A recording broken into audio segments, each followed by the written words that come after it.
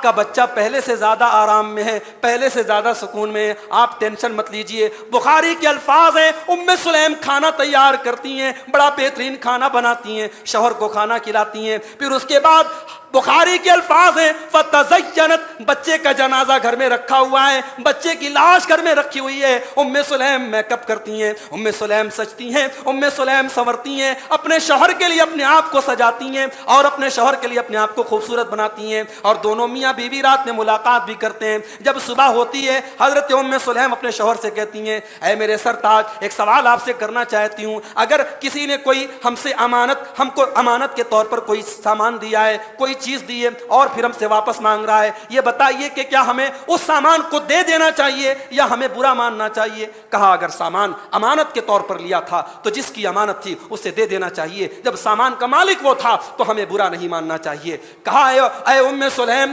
آپ کا بچہ کل صبح ہی انتقال کر چکا ہے، جنازہ رکھا ہوا ہے، جائیے کفن دفن کا انتظام کیجئے، جائیے قبر کا انتظام کیجئے اور اللہ سے ثواب کی امید رکھیے۔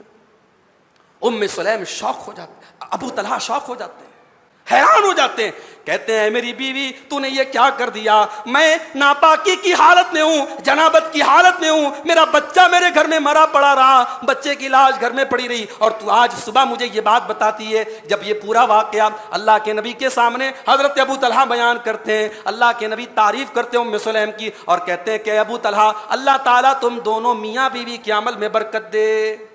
اور ام سلیم کے صبر کا اور ان کے اس کارنامے کا اللہ اتنا بہترین بدلہ دیتا ہے کہ آگے چل کر کے ان کے ایک بچہ پیدا ہوتا ہے، اس بچے کا نام عبداللہ رکھا جاتا ہے، اور اس بچے کے پھر اس کے بہت ساری اولادیں ہوتی ہیں، اور ام سلیم کے گھر میں 9 بچے قرآن کے عالم اور قرآن کے قاری بنتے ہیں۔ میری پیاری ماں اور بہنوں، ایک عورت کا کردار یہ ہوتا ہے، ایک آئیڈیل بیوی وہ ہوتی ہے جو شوہر کے غم کو ہلکا کر دے، شوہر کی تکلیف کو ہلکا کر دے۔ اس کے بعد 8ویں چیز یہ ہے کہ شوہر کا راز، شوہر کا سیکرٹ، ایک آئیڈیل بیوی شوہر کے سیکرٹ کو سیکرٹ رکھتی ہے۔ میاں بیوی کے درمیان ملاقات ہو رہی ہے، اس ملاقات کی بات کو بھی بیوی کسی اور کو نہ بتائے، کسی سہیلی کو نہ بتائے، یہ بھی شوہر کے سیکرٹ کو فاش کرنا ہے، شوہر کے راز کو فاش کرنا ہے۔ اللہ کے نبی فرماتے ہیں ان من اشر الناس عند اللہ منزلۃ یوم القیامہ، قیامت کے دن سب سے بڑا عذاب، سب سے برا عذاب ان لوگوں کو دیا جائے گا۔ بیوی شوہر کے ساتھ سوتی ہے، شوہر بیوی کے ساتھ سوتا ہے، پھر دونوں ایک دوسرے کے راز لوگوں کو بیان کرتے ہیں۔ میاں بیوی کی پرائیویسی پرائیویٹ رہنی چاہیے، اس پرائیویسی کو دوسروں کو نہیں بتانا چاہیے، راز نہیں بتانا چاہیے۔ بہت ساری شوہر کی باتیں ہوتی ہیں، شوہر کی کوئی ایسی چیز آپ کو پتہ لگے، شوہر کا کوئی اندرونی عیب پتہ لگ گیا، اس عیب کو بھی آپ کو کسی کو نہیں بتانا ہے۔ یہ ایک آئیڈیل بیوی کی پہچان ہے، وہ شوہر کے سیکرٹ کو سیکرٹ رکھتی ہے۔ اس کے بعد 9ویں چیز، ایک آئیڈیل بیوی اپنے شوہر کے سامنے کسی دوسری عورت کے حسن کی تعریف نہیں کرتی۔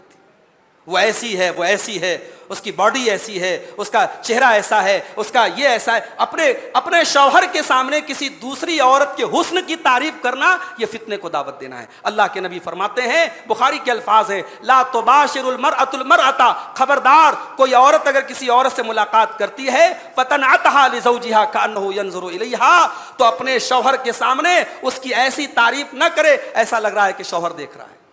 بعض عورتیں کیا کرتی ہیں، شادی میں جاتی ہیں، شادی میں فوٹو لے رہی ہیں دلہن کا، شادی میں فوٹو لے رہی ہیں، بہت ساری لڑکیاں وہاں ہوتی ہیں، ان کا فوٹو لے کے بعد میں لا کے شوہر کو دکھاتی ہیں۔ یہ غلط ہے، بالکل غلط ہے۔ اپنے شوہر کو اجنبی لڑکیوں اور عورتوں کی تصویریں دکھانا، یہ اپنے شوہر کو فتنے میں ڈالنا ہے۔ ایک آئیڈیل بیوی ایسا نہیں کرتی ہے۔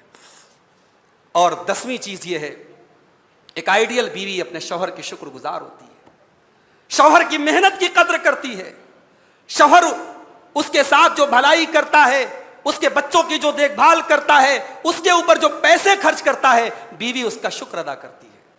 معاف کیجئے میری ماں اور بہنوں، آج اس کی بڑی کمی ہے، آج اس کی بہت کمی ہے۔ بیوی تو فٹ سے کہہ دیتی ہے آپ نے کون سا احسان کر دیا، آپ کا حق تھا۔ معاف کیجئے، شوہر کا حق یہ تھا آپ کو کپڑا پہنائے، اس کا حق یہ نہیں تھا کہ آپ کو 10,000 کا کپڑا پہنائے۔ شوہر کا حق تھا آپ کی جیولری لائے، اس کا یہ حق نہیں تھا کہ آپ کو سونے کا نیکلس لا کے دے۔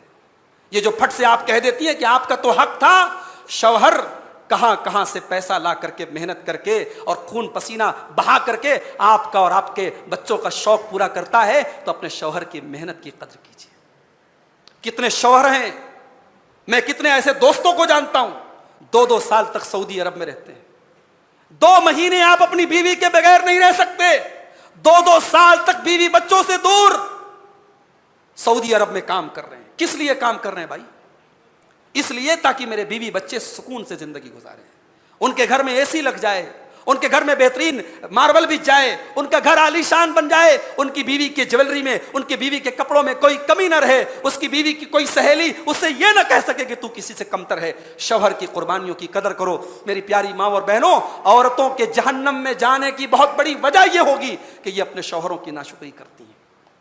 عید کا خطبہ تھا، اللہ کے پیارے نبی عید کا خطبہ دے رہے تھے، جب آپ عورتوں کے درمیان تقریر کرنے کے لیے گئے، آپ نے فرمایا تصدقن فإنی اوریتکن اکثر اہل النار، اے عورتوں صدقہ خیرات کیا کرو، میں نے تم کو بہت زیادہ جہنم میں دیکھا ہے۔ ایک عورت نے پوچھا اے اللہ کے نبی آپ نے ہم کو کیوں زیادہ جہنم میں دیکھا ہے؟ آپ نے فرمایا تکثرن اللعن وتکفرن العشیر، تمہارے اندر 2 چیزوں کی خرابی ہے، تم لعن تان بہت زیادہ کرتی ہو، زبان پر کنٹرول بہت کم ہے، زبان سے جب بکنا شروع کرتی ہو کیا بول دو گی کچھ نہیں پتا، اور دوسری چیز وتکفرن العشیر، تم اپنے شوہروں کی ناشکری کرتی ہو۔ میری پیاری ماں اور بہنوں، اپنے شوہروں کی شکر گزار بنو، شوہر کی بھلائی کی قدر کرو، شوہر کی قربانیوں کی قدر کرو۔ ایک عورت ہمیشہ اپنے شوہر کی قدر کرتی ہے۔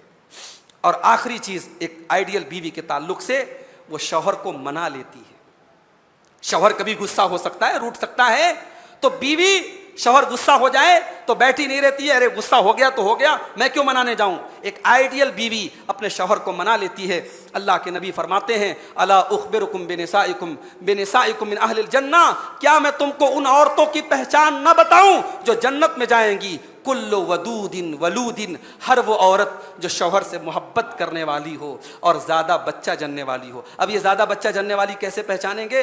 رشتہ کرنے کے ٹائم یہ دیکھیں گے اس کے خاندان کی اور عورتیں کیسی ہیں۔ اگر ان کے یہاں ڈیلیوری اور پیدائش کے معاملات آسان ہیں، اس کا مطلب کہ اس گھر کی عورتیں زیادہ بچہ جننے والی ہیں۔ تو اگر ایسی عورت مل جائے، ایسا رشتہ مل جائے، اس کو ترجیح دیا جائے۔ اللہ کے نبی فرماتے ہیں کہ ہر وہ عورت جو زیادہ محبت کرنے والی، زیادہ بچہ جنم دینے والی، اذا غضبت او اسی الیہا او غضب زوجہا، اگر اس کا شوہر ناراض ہو جائے، اس کا شوہر غصہ ہو جائے، تو کہتی ہے ہذہ یدی فی یدک، یہ میرا ہاتھ تیرے ہاتھ میں ہے، لا اقتحل بغمض حتی ترضى، میں رات میں سوؤں گی نہیں جب تک تو راضی نہیں ہو جائے گا۔ جب تک شوہر خوش نہ ہو جائے، جب تک شوہر راضی نہ ہو جائے، وہ رات میں آرام نہیں کرتی ہے، اس کی آنکھوں سے چین غائب ہو جاتا ہے۔ یہ ایک جنتی عورت کی پہچان ہے۔ میرے بھائیوں، آج ذرا ذرا سی بات پہ طلاق تک نوبت آ جاتی ہے، چھوٹی چھوٹی باتوں پر آج گھر بگڑ جاتے ہیں، تباہ ہو جاتے ہیں۔ ایسا نہیں ہونا چاہیے۔ یہ رشتہ بڑا پیارا رشتہ ہے، یہ اللہ کا بنایا ہوا رشتہ ہے۔ اس رشتے میں یہ رشتہ اگر ٹوٹ جاتا ہے، اگر طلاق ہو جاتی ہے، سب سے زیادہ اگر کوئی خوش ہوتا ہے تو شیطان خوش ہوتا ہے۔ اللہ کے نبی فرماتے ہیں کہ روزانہ سمندر کے اندر ابلیس کا دربار لگتا ہے، ابلیس کی محفل لگتی ہے، اور ابلیس کے چیلے اور چمچے آتے ہیں اور اپنے اپنے کارنامے بتاتے ہیں۔ کوئی آ کے کہتا ہے میں نے فلاں کی نماز چھڑوا دی، کوئی آ کے کہتا ہے میں نے فلاں سے جھوٹ بلوا دیا، کوئی آ کے کہتا ہے میں نے فلاں سے شراب پلوا دی۔ تو شیطان کہتا ہے تم نے اچھا کام کیا، تم نے اچھا کام کیا۔ مگر جب کوئی کھڑا ہو کر کے یہ کہتا ہے کہ میں نے ایک مرد اور اس کی بیوی کے درمیان جدائی کر دی، اتنی غلط فہمی ڈال دی، اتنی نفرت ڈال دی کہ طلاق ہو گیا، میاں بیوی الگ ہو گئے، گھر برباد ہو گیا، تو شیطان کھڑا ہو جاتا ہے اور اپنے اس چیلے کو گلے لگا لیتا ہے اور کہتا ہے تو نے بہت بڑا کارنامہ انجام دیا۔ تو یہ گھر کا تباہ ہونا اور میاں بیوی کے رشتے میں درار کا آنا، یہ شیطان کو بہت پسند ہے۔ میں ٹاپک کے دوسرے پوائنٹ پر آتا ہوں۔ ایک بہترین شوہر کی کیا پہچان ہے؟ سب سے پہلی پہچان یہ ہے، ایک بہترین شوہر اپنی بیوی کے ساتھ اچھا سلوک کرتا ہے، اپنی بیوی کے ساتھ بہترین سلوک کرتا ہے۔ میرے بھائی، اگر اپنے پڑوسی کے لیے آپ بہت اچھے ہیں، اپنے مسجد کے نمازیوں کے لیے آپ بہت اچھے ہیں، اپنے محلے والوں کے لیے آپ بہت اچھے ہیں، اپنے رشتہ داروں کے لیے آپ بہت اچھے ہیں، مگر گھر میں بیوی کو رلاتے ہیں، گھر میں بیوی کی آنکھوں میں آنسو لاتے ہیں، بیوی کو تڑپاتے ہیں، بیوی کو تکلیف دیتے ہیں، میرے نبی کہہ رہے ہیں کہ آپ اچھے نہیں ہیں، آپ اچھے نہیں ہیں۔ اللہ کے نبی فرماتے ہیں خیرکم خیرکم لأہلہ، تم میں سب سے بہترین انسان وہ ہے جو اپنی بیوی کے لیے اچھا ہو، اپنے اہل و عیال کے لیے اچھا ہو۔ وَأَنَا خَيْرُكُمْ لِأَهْلِي، اور اللہ کے نبی فرماتے ہیں کہ میں اپنی بیوی کے لیے، اپنے گھر والوں کے لیے سب سے اچھا ہوں۔ تو آپ اگر ایک آئیڈیل شوہر بننا چاہتے ہیں، اپنی بیوی کے ساتھ محبت کرنے والے، اس کا خیال رکھنے والے بنیے۔ دوسری چیز، ایک آئیڈیل شوہر وہ ہوتا ہے جو اپنی حیثیت کے مطابق بیوی پر خرچ کرتا ہے۔ میں یہ نہیں کہتا کہ حیثیت کے باہر آپ چلے جائیں، آپ کی کمائی اجازت دیتی ہے، اس کمائی میں آپ جتنا اپنی بیوی کے شوق پورے کر سکتے ہو کریں۔ اللہ نے بیوی کے جائز شوق پورا کرنے پر بھی آپ کو اللہ ثواب دے گا۔ اللہ تعالیٰ قرآن میں کہتا ہے وَعَلَى الْمَوْلُودِ لَهُ رِزْقُهُنَّ وَكِسْوَتُهُنَّ بِالْمَعْرُوفِ، بچے کے باپ کی ذمہ داری ہے کہ ماں کو کپڑا پہنائے اور ماں کو کھانا کھلائے دستور کے مطابق۔ اور اللہ کے نبی سے پوچھا گیا کہ اے اللہ کے نبی، ہماری بیوی کا ہمارے اوپر کیا حق ہے؟ اے اللہ کے نبی، ہماری بیوی کا ہمارے اوپر کیا حق ہے؟ آپ نے فرمایا ان تطعمها اذا طعمت، جب تم کھانا کھاؤ اپنی بیوی کو کھلاؤ، جو تم کھا رہے ہو اپنی بیوی کو بھی کھلاؤ، بہترین کھاؤ اور بہترین کھلاؤ۔ وتقسوها اذا اقتسیت، اور جو پہنو اپنی بیوی کو پہنو، مطلب جس اسٹینڈرڈ کا، جس معیار کا تم پہنتے ہو، ایسا نہیں ہونا چاہیے کہ آپ خود کے لیے تو بہترین کپڑا لیتے ہیں اور بیوی کے لیے بڑا ردی اور بڑے لوکل ٹائپ کا کپڑا لیتے ہیں۔ جس اسٹینڈرڈ اور معیار کا آپ کپڑا پہنتے ہیں اس سے اچھا اپنی بیوی کو پہنائیے۔ اور آگے اللہ کے نبی کہتے ہیں ولا تضرب الوجہ، اور کبھی اپنی بیوی کے چہرے پر ہاتھ مت اٹھانا، ولا تقبح، اور کبھی